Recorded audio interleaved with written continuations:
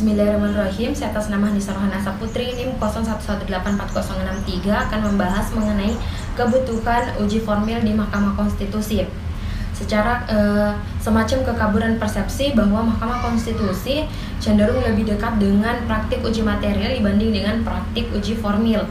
Mereka yang meyakininya bersikeras bahwa praktik judicial review di MK lebih identik terhadap pengujian secara hierarkis, bukan terhadap uji validitas proses politik dalam fungsi legislasi. Alasan konsepsi pengujian jauh sebelum MK dibentuk.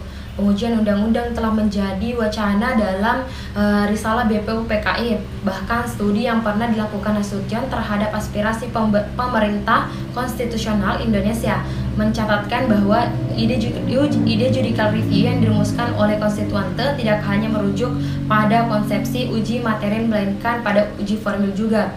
Peradilan konstitusi oleh pengguna terhadap pelanggaran hak-hak konstitusional warga negara membuktikan bahwa negara-negara yang membanggakan peradilan konstitusi kerap memberikan jaminan perlindungan hak-hak warga negara dalam artian formil dan material.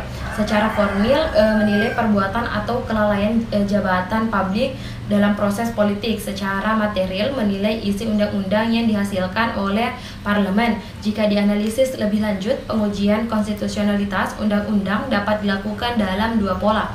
Pertama, jika aktivitas proses politik dalam pembentukan undang-undang dianggap bertentangan dengan norma yang lebih tinggi atau undang-undang. Yang kedua, jika isi atau materi muatan ayat, pasal dan atau bagian dari undang-undang yang bertentangan dengan pola yang lebih tinggi.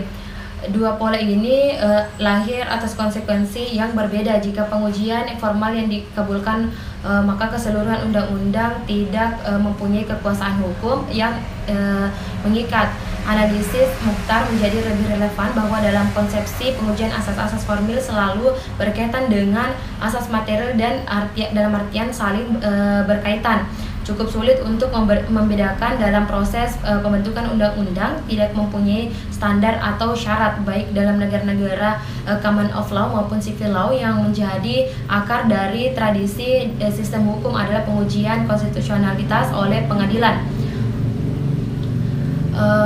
Tidak jauh berbeda dengan Mukhtar, Harijanti memberikan penekanan atas tiga alasan penting kebutuhan pembentukan peraturan perundang-undangan. Pertama, prosedur hukum merupakan satu instrumen untuk menghasilkan putusan dan melaksanakan proses-proses dan dengan demikian mencapai. Baik, di sini saya pemateri selanjutnya akan menjelaskan mengenai konsep pengujian formil undang-undang di Mahkamah Konstitusi. Nah, dalam theoretical framework yang dibangun oleh Ruben Feld ada tiga pendekatan fundamental, yakni yang pertama adalah doktrin, legitimasi, dan interpretasi. Doktrin meliputi konsep dan bekerjanya instrumen hukum.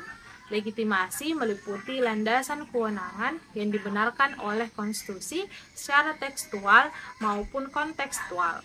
Interpretasi meliputi metode atau cara hakim dalam menyelesaikan konflik kepentingan yang lahir akibat bekerjanya norma hukum.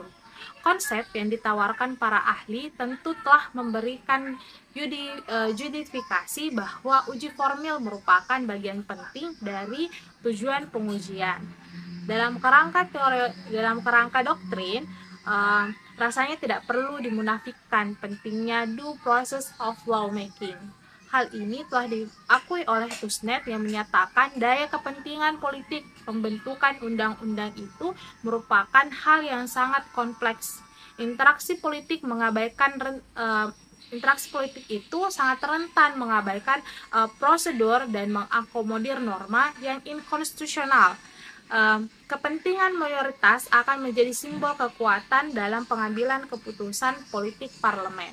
Pada titik ini, fungsi judicial review hadir untuk melindungi kelompok minoritas yang hak-haknya dilanggar baik dari segi proses pembentukan maupun materi muatan undang-undang.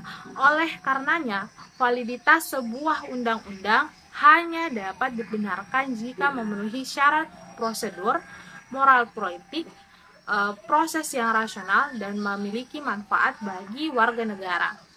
Sementara bagi MK sendiri, legitimasi uji formil telah diakomodir melalui ketentuan peraturan perundang-undangan dan jurisprudensi mahkamah. Sulistiyowati Irianto dalam pandangannya menyebut hakim bukanlah kaca yang secara pasif merefleksikan imaji tentang hukum. Hakim itu adalah seseorang seniman yang menciptakan gambaran tentang hukum yang lahir dari tangannya sendiri. Hakim adalah secondary legislator apabila ketika teks hukum tidak dapat mengejar perkembangan masyarakat yang cepat, itu kemudian ada yang dimaksud dengan teori aktivisme yang bisa dijadikan opsi oleh hakim sebagai metode yang digunakan dalam aktivitas uji formil. Dalam hal ini hakim tidak membatasi diri untuk kreasikan teks hukum dalam melakukan aktivitas penemuan hukum. Sementara pendekatan interpretasi akan difokuskan pada 3 wilayah, yaitu struktur, prudens, dan etik. Dalam pendekatan struktur, pasal 1 ayat 2 dan ayat 3 Undang-Undang Dasar Negara Republik Indonesia menjadi peletak dasar dalam aktivitas interpretasi terhadap uji formil undang-undang. Dalam kerangka konstitusi, lawmaking proses tidak bisa dilepaskan dari prinsip kedaulatan dan rule of law. Sejalan dengan analisis witness, legitimasi sosial menjadi ide dasar untuk mengimplementasikan rasional pembentukan hukum. Partisipasi publik menjadi basis utama dalam pembentukan undang-undang melalui mulai dari prakarsa sampai level pengundangan. Upaya yang dilakukan guna merefleksikan people willing sebagai dasar bekerjanya kontrak sosial dalam praktik legislasi. Begitupun dalam kategori prosedural, negara harus diatur oleh hukum bukan oleh perseorangan dan pemerintah harus patuh pada hukum. Elemen legalitas formal, masyarakat hukum harus jelas, berkepastian, dapat diakses, diprediksi, dan diterapkan secara luas. Melalui pendekatan prudens, ketentuan norma undang-undang dasar yang mengatur prakarsa pengajuan rancangan undang-undang, pembahasan, persetujuan, pengesahan, pengundangan tidak dapat dimaknai sebagai tertib prosedur semata, melainkan juga kualitas proses pembentukan sebuah undang-undang. Kemudian, melalui pendekatan etik bahwa tata cara pembentukan undang-undang sebagaimana yang dimaksudkan atau yang disebutkan sebagai bagian dari constitutional importance perlu dibaca dengan pendekatan moral reading of constitution. Meskipun sikapnya merupakan bentuk kebijakan hukum terbuka, delegasi kewenangan yang lahir dari pasal 22A wajib disusun dengan rasionalitas politik yang baik. Melalui kebijakan hukum terbuka, Presiden dan DPR sangat dimungkinkan terjebak pada konflik kepentingan. Oleh karenanya, due process of lawmaking tentu harus mengacu pada supremasi hukum dan etik. Artinya, aktivitas proses legislasi tidak dapat dimaknai sebagai hal yang harus diterima begitu saja. Bahwa dalam setiap tahapannya negara harus hadir, menyediakan fungsi kanalisasi antara warga negara dengan pemerintah untuk mengawasi dan mengoreksi setiap tahapan pembentukan undang-undang. Kembali pada pendekatan Rubenfeld mengenai doktrin, legitimasi, dan interpretasi. Yang telah saya jelaskan telah memberikan perspektif analitif bahwa pengujian formil undang-undang di Mahkamah Konstitusi ialah sebuah keniscayaan. Posisi ini telah memberikan penekanan bahwa due process of lawmaking melekat secara inherent melalui norma-norma yang ada dalam konstitusi. Dalam hal ini, sebagai penilaian bahwa yang menyatakan bahwa uji formil undang-undang tidak memiliki titik koordinat yang jelas dalam undang-undang dasar menjadi tidak tepat atau tidak dapat dibenarkan. Mungkin hanya itu yang bisa saya jelaskan, semoga dapat bermanfaat. Baik, alasan kedua yaitu kebutuhan demokrasi. Lev mencatatkan proses politik kerap berjalan dalam hubungan patron-klien. Oleh karenanya, konstitusi dibutuhkan guna memastikan proses politik itu berjalan sesuai dengan asas dan ketentuan norma. Sebagaimana abstraksi dari prinsip konstitusionalisme, di mana aktivitas politik resmi dikelilingi oleh hukum yang jelas. Corak analisis Lev juga pernah dibangun oleh Soemantri. Suprastruktur politik bisa saja menjadi alat untuk memaksakan atau mengendalikan kehendak pembentukan undang-undang. Mereka diantaranya partai politik, kelompok kepentingan, kelompok penekan, alat komunikasi politik, dan tokoh politik. Tidak jauh berbeda dengan konsepsi Ferguson dengan teori investasi politik, bahwa negara bisa saja dikendalikan oleh koalisi para investor yang bergabung demi kepentingan bersama. Kebijakan legislasi cenderung akan dikendalikan oleh para pebisnis. Oleh karenanya, pembentukan sebuah undang-undang perlu didasari dengan proses politik yang tertib dan taat hukum. Preposisi yang coba ditawarkan oleh beberapa ahli di atas menjadi kian menarik bila dikomparasikan dengan analisis Wiratraman.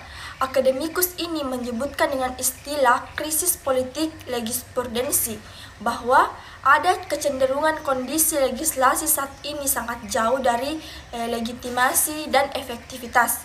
Selain soal prosedur hukum formal, legitimasi dan efektivitas merupakan indikator validat sebuah undang-undang. Pendekatan legisprudensi menekankan dan memastikan agar setiap proses legislasi mampu memperkuat level partisipasi kewargaan. Dalam falsafah etika politik, apabila undang-undang dibuat sebebas-bebasnya, maka sebenarnya hukum telah absen sebagai pembendung kekuasaan. Tentu dengan logika awan, hukum akan melimitasi proses politik. Konstitusi memang tidak selamanya memberikan jaminan atas stabilitas demokrasi, tetapi berdasarkan tradisi kenegaraan.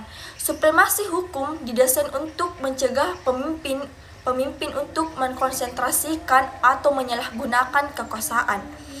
Tegasnya, lembaga-lembaga politik bekerja berdasarkan supremasi hukum untuk mendukung kecenderungan otoritas untuk membendung kecenderungan otoritas. Alasan ketiga yaitu alasan kebutuhan praktis. Perkembangan legislasi saat ini merefleksikan kekhawatiran publik atas sejumlah undang-undang yang dibentuk dengan mengabaikan aspek prosedur formil undang-undang. Baik, bismillahirrahmanirrahim. Assalamualaikum warahmatullahi wabarakatuh. Sebelumnya perkenalkan, saya atas nama Ika Nur Kolbi, di mana di sini saya akan membahas terkait hukum acara pengujian undang-undang yang dilakukan oleh MK. Nah, hukum acara yang dipergunakan oleh MK dalam praktek pengujian undang-undang merujuk pada hukum acara yang diatur oleh Undang-Undang Mahkamah Konstitusi. Nah, dalam praktek Mahkamah Konstitusi ataupun PMK nomor 06 PMK 2005 tentang pedoman beracara dalam perkara pengujian undang-undang. Nah, pada tahap persidangan pengujian undang-undang melibatkan setidaknya ada 4 pihak terkait, yakni pemohon, DPR, presiden, pihak terkait jika ada. Nah, dalam perkara pengujian undang-undang dikenal beberapa dokumen hukum yang muncul ataupun dibuat selama proses pengajuan permohonan sehingga adanya suatu putusan. Nah, ada beberapa dokumen-dokumen utama dalam perkara pengujian undang-undang. Yang pertama adalah pemohon, kemudian yang kedua adalah keterangan DPR, ketiga adalah keterangan presiden, yang keempat adalah keterangan pihak terkait, kemudian yang kelima adalah keterangan ahli, dan yang keenam adalah keterangan saksi, dan yang terakhir adalah yang ketujuh adalah alat bukti, dan yang terakhir adalah putusan Mahkamah Konstitusi. Nah, di sini yang pertama yang akan saya jelaskan terkait pemohon, di mana pemohon merupakan dokumen yang diajukan pemohon kepada MK yang berisi permintaan agar MK membatalkan seluruh ataupun sebagian isi dari undang-undang dengan alasan bahwa undang-undang tersebut bertentangan dengan Undang-Undang 1945, di mana pemohon pengujian undang-undang berupa yakni yang pertama adalah pengujian formil, yaitu pengujian atas proses pembentukan undang-undang, kemudian terkait pengujian materialnya, yaitu pengujian atas isi dari suatu undang-undang. Kemudian yang kedua, dokumen yang kedua terkait keterangan DPR. Nah, di mana keterangan DPR ini merupakan suatu dokumen yang setidaknya berisi penjelasan mengenai latar belakang, proses penyusunan, dan maksud dari ketentuan dalam undang-undang yang sedang diuji. Nah, keterangan DPR disusun oleh DPR yang masih aktif. Jadi, keterangan ini diperoleh dari DPR yang masih aktif, bukan dari DPR yang sudah tidak menjabat. Nah, selain keterangan DPR, hal ini diperoleh secara lisan maupun tulisan, di mana MK dapat pula meminta risalah sidang DPR saat pembahasan undang-undang dimaksud. Nah, hal ini penting karena dalam risalah tersebut bagi Mahkamah Konstitusi tidak lain adalah agar MK dapat memahami apa sebenarnya maksud suatu undang-undang. Kemudian Mahkamah Konstitusi akan menilai kesesuaian terhadap Undang-Undang 1945. Kemudian dokumen yang ketiga terkait keterangan presiden, di mana keterangan presiden di sini merupakan keterangan yang diberikan merupakan sama keterangan yang diberikan oleh DPR terkait latar belakang penyusunan dan maksud dari ketentuan dalam undang-undang yang sedang diuji. Kemudian yang keempat terkait keterangan pihak terkait, di mana keterangan pihak terkait ini merupakan uraian secara lisan dan tertulis mengenai keberadaan undang-undang yang diuji dari perspektif pihak terkait. Nah, pihak terkait boleh mengambil posisi mendukung undang-undang yang sedang diuji ataupun sebaliknya. Kemudian selanjutnya dokumen penting yang harus ada yakni keterangan ahli, di mana keterangan ahli di sini merupakan keterangan yang diperoleh dari seseorang yang memiliki ilmu pengetahuan dalam bidang hukumnya sendiri. Kemudian selanjutnya keterangan saksi, di mana keterangan saksi di sini diperoleh karena diperoleh dari seseorang yang mengalami, merasakan, mendengar atau melihat secara langsung peristiwa terkait. Kemudian yang ketujuh terkait alat bukti, di mana alat bukti adalah suatu benda yang dapat menunjukkan adanya peristiwa hukum tertentu, di mana semua pihak dalam persidangan berhak untuk mengajukan alat bukti. Jenis alat bukti dapat digunakan ataupun diajukan dalam persidangan pengujian undang-undang di MK. Contoh alat buktinya adalah alat bukti surat, keterangan saksi, keterangan ahli, keterangan para pihak, petunjuk maupun informasi elektronik. Kemudian yang terakhir terkait putusan MK, di mana hal ini merupakan dokumen yang disusun oleh MK kemudian diucapkan dalam persidangan terbuka untuk umum.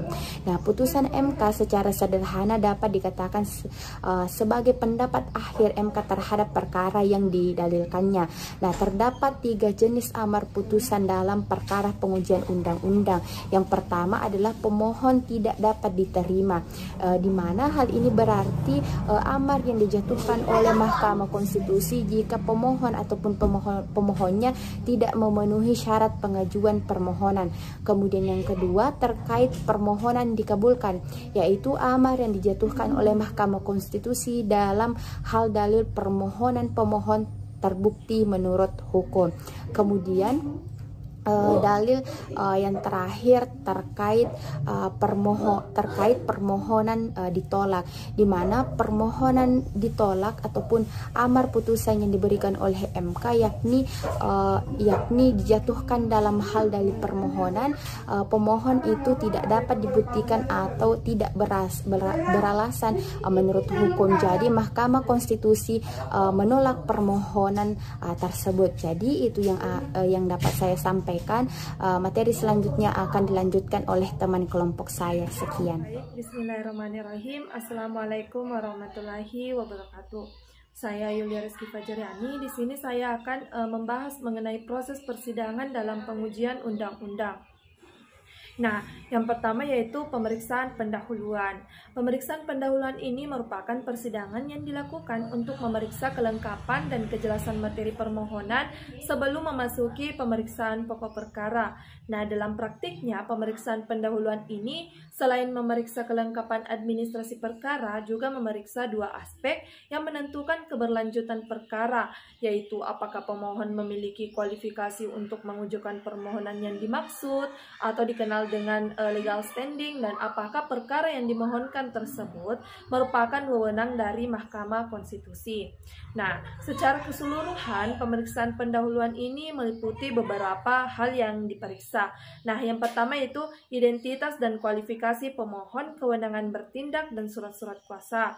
Kemudian kedudukan hukum pemohon, kemudian isi permohonan merupakan wewenang MK dan bila perlu dilakukan penyederhanaan masalah yang diajukan, termasuk penggabungan perkara yang memiliki posita dan petitum yang sama.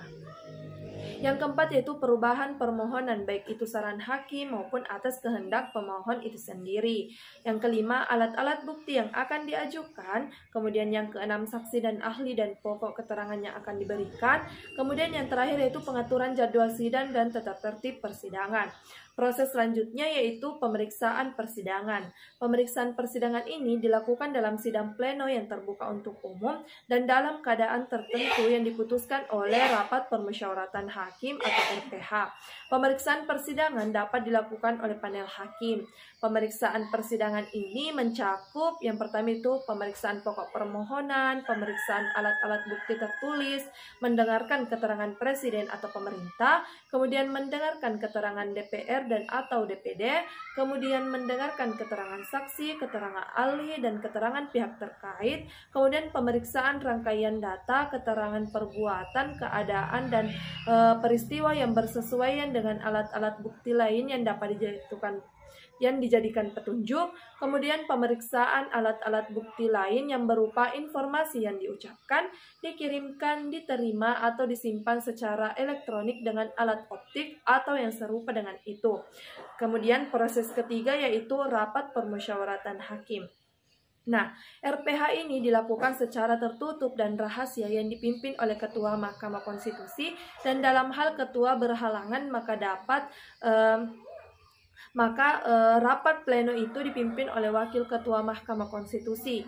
Dalam hal ketua dan wakil Ketua Mahkamah Konstitusi ini berhalangan dalam waktu bersamaan, maka rapat pleno dipilih oleh ketua sementara yang dipilih oleh anggota Mahkamah Konstitusi. Rapat permusyawaratan hakim ini atau RPH mendengar, membahas, dan atau mengambil keputusan mengenai laporan panel tentang pemeriksaan pendahuluan, kemudian laporan panel tentang pemeriksaan persidangan, kemudian rekomendasi panel tentang tindak lanjut hasil pemeriksaan permohonan yang dapat berupa pembahasan mengenai rancangan putusan yang akan diambil, menyangkut kewenangan Mahkamah Konstitusi dan kedudukan hukum dan legal standing pemohon, kemudian perlu tidaknya dilakukan pemeriksaan lanjutan atau dapat segera diambil putusan, dan pelaksanaan pemeriksaan lanjutan yang dilakukan oleh pleno atau panel. Kemudian pendapat hukum atau legal opinion para hakim konstitusi. Yang kelima, hasil pemeriksaan persidangan pleno dan pendapat hukum para hakim konstitusi. Kemudian hakim konstitusi yang menyusun rancangan putusan. Kemudian rancangan putusan akhir, penunjukan hakim konstitusi yang bertugas sebagai pembaca terakhir rancangan putusan. Kemudian yang terakhir yaitu pembagian tugas pembacaan putusan dalam sidang pleno. Dalam rangka mengambil putusan, setiap hakim konstitusi wajib menyampaikan pertimbangan atau pendapat tertulis terhadap permohonan. Putusan diambil dalam RPH yang dihadiri sekurang-kurangnya 7 orang hakim konstitusi. Nah, proses yang terakhir yaitu pengucapan putusan Mahkamah Konstitusi. pengucapan putusan Mahkamah Konstitusi ini memutus perkara berdasarkan Undang-Undang Dasar 1945 sesuai dengan alat bukti dan keyakinan hakim. Putusan Mahkamah Konstitusi yang mengabulkan permohonan harus didasarkan sekurang-kurangnya 2 alat bukti. Putusan Mahkamah Konstitusi dapat dijatuhkan pada hari itu juga atau ditunda pada hari yang lalu dengan keharusan memberitahukan kepada para pihak. Putusan diambil dalam RPH yang dihadiri sekurang-kurangnya 7 orang hakim konstitusi dan dibaca atau diucapkan dalam sidang pleno terbuka untuk umum yang dihadiri sekurang-kurangnya 7 orang hakim konstitusi. Nah, itulah yang dapat saya sampaikan. Assalamualaikum warahmatullahi wabarakatuh.